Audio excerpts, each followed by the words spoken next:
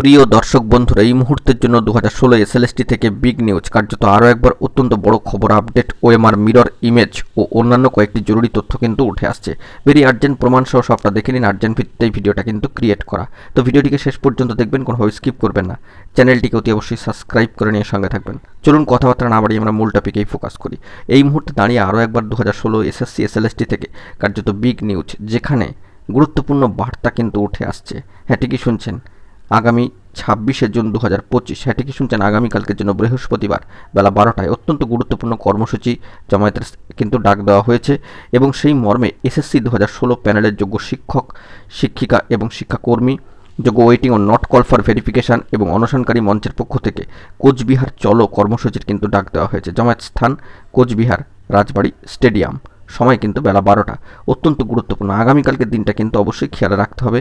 আগামীকাল 26শে জুন 2025 বৃহস্পতিবার বেলা 12টা।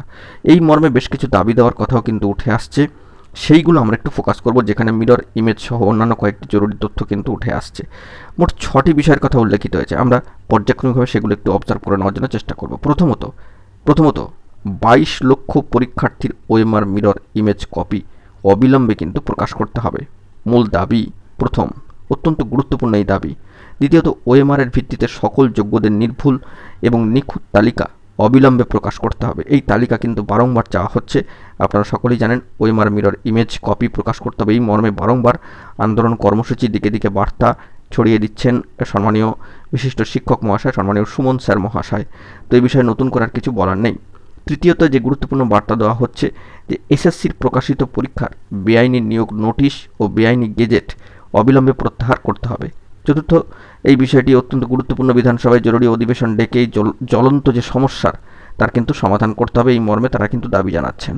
5, 2016 সালে সকল যোগ্য শিক্ষক শিক্ষিকা শিক্ষাকর্মীদের সসম্মানে চাকরিতে বহাল রাখা এবং চাকরিতে যোগদানের দিন থেকে চাকরির ধারাবাহিকতা বজায় রাখতে হবে, সার্ভিস কন্টিনিউশন।